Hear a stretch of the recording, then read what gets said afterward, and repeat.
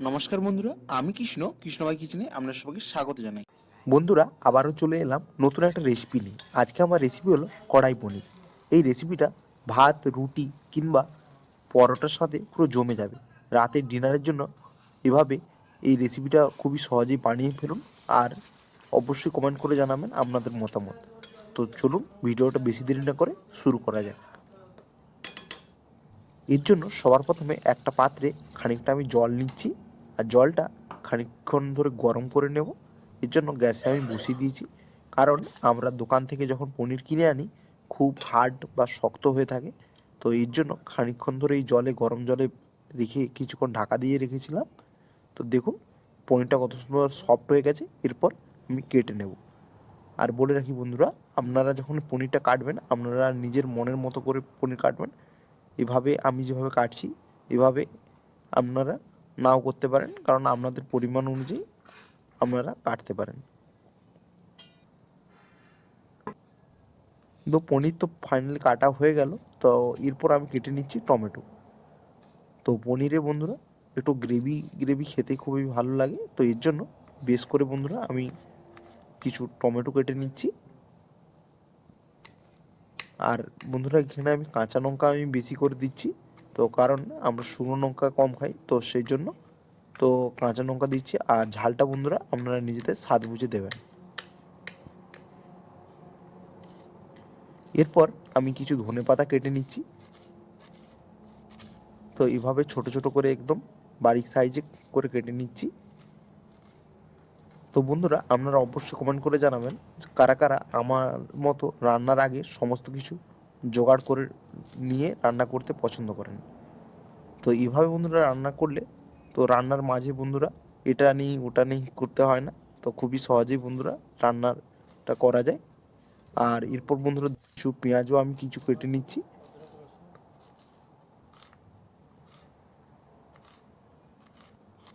তো পেঁয়াজটা এরকম বন্ধুরা একদম স্লাইড করে ছোট ছোট করে ঝিরি করে কুটতে হবে। তো ফাইনালি বন্ধুরা পেঁয়াজ আমার কাটা কমপ্লিট হয়ে গেল। তো এরপর আমি কিছু আদা কেটে নিচ্ছি। তো বন্ধুরা আদাটা আমি এখানে থেঁতো করছি না, আর আমি এখানে খোসা ছাড়াচ্ছি না, কারণ এই আদার এই ঝালটা খুব সুস্বাদু লাগে। তো এর জন্য আমি বন্ধুরা এভাবে করেছি। তো আপনারা চাইলে বন্ধুরা আপনারা ছালগুলোকে বাদ দিয়ে ছাড়িয়ে পেস্ট করে নিতে পারেন। তো এরপর বন্ধুরা মূল রান্নায় চলে এলাম। সবার প্রথমে গ্যাসে একটা কড়াই বসিয়ে সামান্য তেল গরম করে নিলাম, কারণ তেল গরম করার পর আমি পনিরগুলো ভেজে নেব। তো গ্যাসের ফ্লেমটাকে মিডিয়ামে রেখে বন্ধুরা পনিরগুলোকে ভেজে নিতে হবে। আর পনির যখন বন্ধুরা ভাজবেন বেশি খুন্তি দিয়ে নাড়াচাড়া করবেন না। এক পিঠটা বন্ধুরা ভাজা হয়ে গেলে এভাবে বন্ধুরা ঠিক আমি যেভাবে দেখাচ্ছি তো এইভাবেই বন্ধুরা উল্টে পাল্টে নেবেন। তো কোনোভাবেই বন্ধুরা খুব জলদিবাজি করতে যাবেন না, তাহলে খারাপ হয়ে যাবে।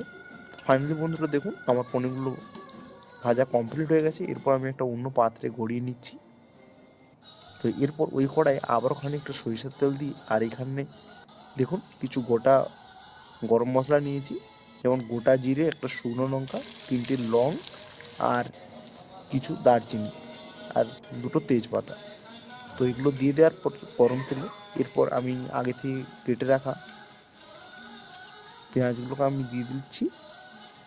তো পেঁয়াজটাকে হালকা গোল্ডেন ব্রাউন করে বন্ধুরা ভেজে নিতে হবে। এরপর আগে থেকে কেটে রাখা আদা কুচোগুলোকেও দিয়ে দিচ্ছি বন্ধুরা। তো এভাবে বন্ধুরা আদার পরিবর্তে আমরা পেস্ট করে দিতে পারেন। তো যেহেতু বন্ধুরা এটা কড়াই পনির করছি, এটা খুবই সহজ বন্ধু, পদ্ধতিটা দেখতে থাকুন, কোনো ঝামেলাই নেই। এরপর আমি কেটে রাখা টমেটো আর কাঁচা লঙ্কাগুলো দিয়ে দিলাম। আর টমেটোটা গলে যাওয়ার জন্য কিছু স্বাদ অনুযায়ী লবণ দিচ্ছি।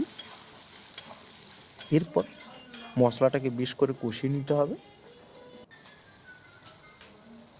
তো এরপর একে একে গুঁড়ো মশলাগুলো দিচ্ছি, যেমন হলুদ গুঁড়ো 1 চামচ, ধনে গুঁড়ো 1 চামচ, আর লাল লঙ্কার গুঁড়ো 1 চামচ। তো এরপর বন্ধুরা মশলাটাকে ততক্ষণ ধরে কষিয়ে নেব যতক্ষণ না মশলা থেকে তেল উপরে ভেসে এসছে। আর প্রয়োজন পড়লে বন্ধুরা উপরে ঢাকা চাপা দিয়ে একটু ভাপিয়ে নিতে হবে। ফাইনালি বন্ধুরা দেখুন কষানো কমপ্লিট হয়ে গেছে। এরপর আমি আগে থেকে খোসলা ছাড়িয়ে রাখা মটরগুলোকে উপর থেকে দিয়ে দিচ্ছি।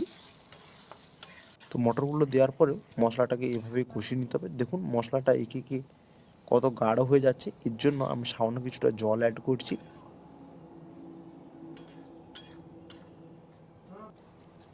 তো এভাবে বন্ধুরা খানিকক্ষণ ধরে ফুটিয়ে নেওয়ার পর খানিকক্ষণ ধরে আমি ঢাকা দিয়ে রাখবো, যাতে মটরটা খুব ভালোভাবে সেদ্ধ হয়ে যায়। আর বন্ধুরা গ্রেভিটা দেখুন কতটা গাঢ় হয়ে গেছে। তো এর জন্য আমি খানিকক্ষণ ধরে বন্ধুরা একটু ঢাকা দিয়ে রাখবো, যাতে মটরটাও খুব ভালোভাবে সেদ্ধ হয়ে যায়। আর বন্ধুরা কোনোভাবে মনে রাখবেন যে কোনোভাবেই মশলাটা যেন নিচে লেগে না যায়, তো এর জন্য বারবার ধরে খুন্তি দিয়ে বন্ধুরা নিচুটা লাড়তে থাকবেন।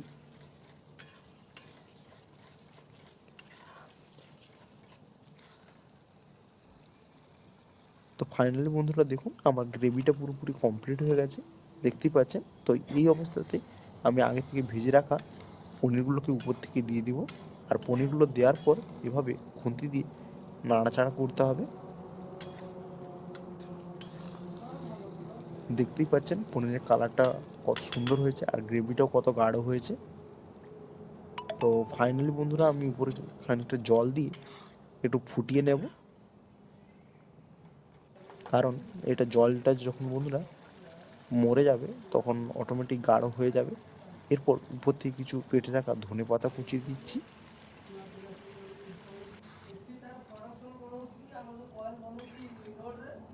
দিয়ে আবারও একবার বন্ধুরা এভাবে নাড়াচাড়া করে নিচ্ছি খুন্তি দিয়ে।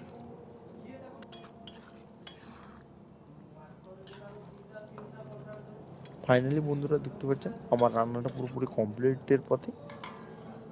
তো ফাইনালি বন্ধুরা আমি এটা লাস্ট ঢাকার চাপা দিচ্ছি রান্নাটা যাতে সেট হয়ে যায়। তো 5 থেকে 7 মিনিট মতো বন্ধুরা ঢাকা চাপা দিয়ে রেখেছিলাম অল্প আঁচে রেখে।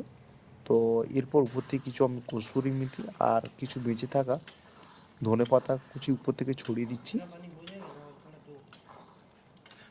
দিয়ে একইভাবে আবার একবার নাড়িয়ে চাড়িয়ে নিচ্ছি খুন্তি দিয়ে। আর এরপর গ্যাসের ফ্লেমটাকে আমি অফ করে দিলাম। তো বন্ধুরা দেখতেই পেলেন খুবই কম সময়ে বন্ধুরা বানিয়ে নিলাম কড়াই পনির। তো আপনাদের এই ভিডিওটা কেমন লাগলো অবশ্যই তা কমেন্ট করে জানাবেন। আর এরপর দেখুন পরিবেশন করার জন্য উপর থেকে আমি কিছু আদা কুচিয়ে দিচ্ছি। আর কারণ আদাটা দেওয়ার কারণ বন্ধুরা আদা দিলে রান্নার একটা খুব টেস্ট আসে। তো বন্ধুরা হোটেলে এই জন্য আদা উপর থেকে দেওয়া হয়। তো এরপর আমি একটু পরিবেশন করে আমাদেরকে দেখাচ্ছি। তো আমি বন্ধুরা রান্নায় আজকের এই কড়াই পনিরটা রুটির সাথে পরিবেশন করছি। তো আপনারা চাইলে আলুর পরোটা কিংবা এমনি প্লেন পরোটার সাথেও খেতে পারেন। আর ভাতের সাথে খেলে একটু রসা রস রাখবেন, তাহলে খেতে ভালো লাগবে। আর রুটির সাথে কিংবা পরোটা কিংবা লুচির সাথেও আপনারা পরিবেশন করতে পারেন। তো আজকের এই রেসিপিটা আপনাদের কেমন লাগলো অবশ্যই তো কমেন্ট করে জানাবেন। আর চ্যানেলে যদি নতুন হয়ে থাকেন অবশ্যই চ্যানেলটিকে সাবস্ক্রাইব করে আমার পাশে থাকবেন। ভালো থাকবেন, সুস্থ থাকবেন। ফিরে এসেছি নতুন একটা ভিডিও নিয়ে। ধন্যবাদ।